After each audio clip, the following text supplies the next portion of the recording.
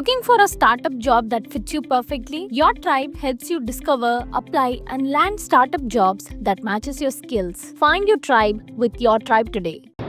கீழடியில் அகழாய்வை மேற்கொண்ட ஒன்றிய அரசினுடைய தொல்லியல் துறையினுடைய அகழாய்வு அதிகாரி திரு அமர்நாத் ராமகிருஷ்ணன் அவர்கள் இன்றைக்கு மீண்டும் டெல்லியிலிருந்து நொய்டாவுக்கு மாற்றப்பட்டிருக்கிறார். அது மட்டுமல்ல, ஆவண பிரிவுக்கு மாற்றப்பட்டிருக்கிறார். தொடர்ந்து தமிழ்நாட்டினுடைய தொன்மைக்கும் கீழடியின் உண்மைக்கும் உறுதியாக இருந்த ஒரு அலுவலர், தொல்லியல் அலுவலர் அமர்நாத் ராமகிருஷ்ணன் அவர்கள். அந்த உறுதிக்காகவே ஒன்றிய அரசு தொடர்ந்து அவரை பல்வேறு வகையில் வேட்டையாடி கொண்டிருப்பதை பார்க்கிறோம். இந்த 8 ஆண்டுகள் இந்தியாவின் 4 எல்லைக்கும் அவர் இடமாற்றம் செய்யப்பட்டு விட்டார். ஒரு மதுரையில் இருந்து அசாமுக்கு, அசாமில் இருந்து கோவாவுக்கு, திருப்பி சென்னைக்கு, அப்புறம் டெல்லிக்கு, இப்போ நொய்டாவுக்கு என்று மாற்றப்பட்டிருக்கிறார். ஒரு ஒன்றிய அரசினுடைய ஒரு அதிகாரி இடமாற்றம் செய்யப்படுவது ஒரு சாதாரண நடைமுறையான விஷயம்தான். ஆனால் தொடர்ந்து இவ்வளவு இடமாற்றம் செய்யப்படுவதற்கு இருக்கிற பின்னணி என்பதுதான் நாம் யோசிக்க வேண்டியிருக்கிறது. அது மட்டுமல்ல, இது ஒன்று மட்டுமல்ல, கடந்த 8 வருஷமாக கீழடியினுடைய அகழாய்வு விஷயத்தில் ஒன்றிய அரசு எப்படியெல்லாம் நடந்து கொண்டது. இவரை இடமாற்றம் செய்தது, இவரை அகழாய்வே செய்யக்கூடாது என்று உத்தரவிட்டது. அதற்கு பிறகு இவருடைய அகழாய்வு செய்த அறிக்கையை வேறு ஒரு அதிகாரி எழுதுவார் என்று ஏஎஸ்ஐ உத்தரவிட்டது.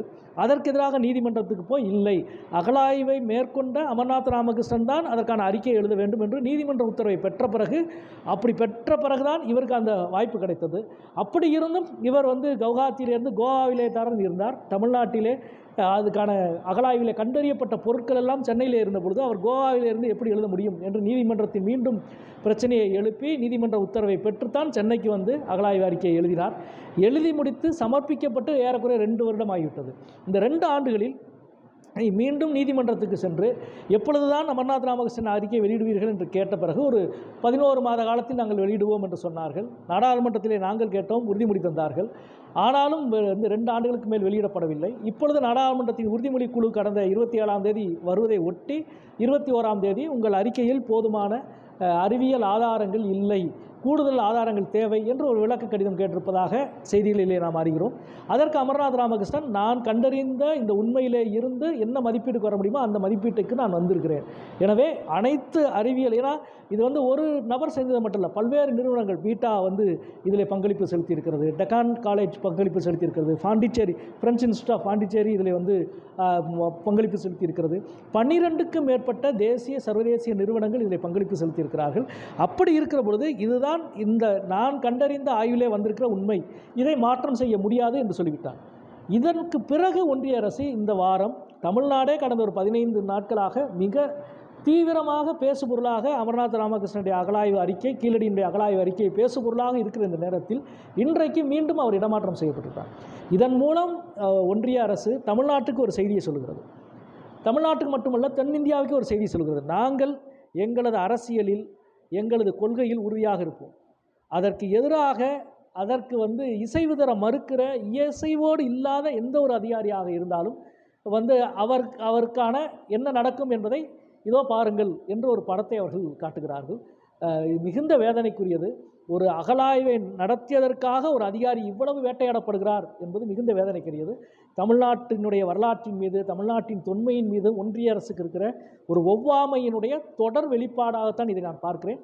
நிச்சயம் தமிழ்நாட்டு மக்கள் அரசியல் களத்தில் இதற்கான பதிலை அளிப்பார்கள் என்று நான் நினைக்கிறேன். திமுக மாணவர்கள் நீங்கள் கீழடி மேலே ரொம்ப பற்று உள்ளவர், உங்கள் மார்க்சிஸ்ட் கம்யூனிஸ்ட் கட்சி சார்பாக ஆர்ப்பாட்டங்கள் இல்லை, நாங்கள் தான் போன வாரமே சென்னை, மதுரை, திருச்சி 3 இடங்களில் தமிழ்நாடு முற்போக்கு எழுத்தாளர் கலைஞர் சங்கம் பல தொல்லியல் அறிஞர்களை, வரலாற்று அறிஞர்களை அழைத்து மிகப்பெரிய ஆர்ப்பாட்டத்தை, தொடர் முழக்க போராட்டத்தை சென்னையிலே மிக சிறப்பாக நடத்தினோம், மதுரையிலும் நடத்தினோம், திருச்சியில் நடத்தினோம். 3 மண்டலத்தில் நடத்தியிருக்கிறோம். நாளைக்கு திராவிட முன்னேற்ற கழகத்தின் மாணவரணி நாளைக்கு ஆர்ப்பாட்டம் நடத்துகிறார்கள். மார்க்சிஸ்ட் கட்சி நேரடியாக இந்த பிரச்சார இயக்கத்தில், இப்பொழுது நடந்து கொண்டிருக்கிற பிரச்சார இயக்கத்தில் இந்த கீழடி பிரச்சனையை மிக வலிமையாக நாங்கள் மக்கள் மத்தியிலே கொண்டு செல்வோம். இதனுடைய தொடர் இயக்கத்தை நாங்களும் அறிவிப்போம். ஒரு மாற்றப்பட்டனா முழுவதுமாக முடக்கப்படுறதுக்கு வாய்ப்பு இருக்கா சார்? இன்னைக்கு கீழடினா அவ்வளோதான் அப்படின்ற மாதிரி ஆயிருமா, இல்லை மேபி பாசிபிள் இருக்கா திரும்ப? இல்லை, அவர் என்னைக்கு கீழடியிலேருந்து இடமாற்றம் செய்யப்பட்டாரோ அன்னைக்கே ஏஎஸ்ஐயோட வேலை முடிஞ்சிருச்சு. ஒன்றிய தொல்லியல் துறை அன்னைக்கே முடிச்சிட்டாங்க. கீழடியில் ஒன்றும் இல்லை என்ற அறிக்கை கொடுத்துட்டு வெளியேறினதான் ஏஎஸ்ஐ, ஒன்றிய தொல்லியல் துறை. அவ்வளோதான். அவங்க இன்னும் அரசியல் மாற்றம் வந்தால்தான் அங்கேருந்து மீண்டும் அவங்க வரப்போகிறாங்க.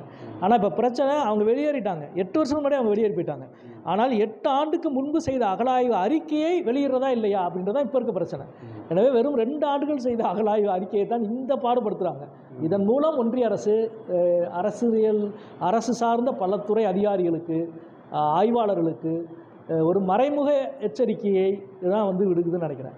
எங்களுக்கு இசைவாக நீங்கள் இருந்தால் நீங்கள் போற்றப்படுவீர்கள், உயர்ந்த இடத்துக்கு கொண்டு செல்லப்படுவீர்கள், அல்லது நீங்கள் என்ன எப்படி நடத்தப்படுவீர்கள் என்பதை பாருங்கள் அப்படின்றத தான் அவங்க சொல்கிறாங்க.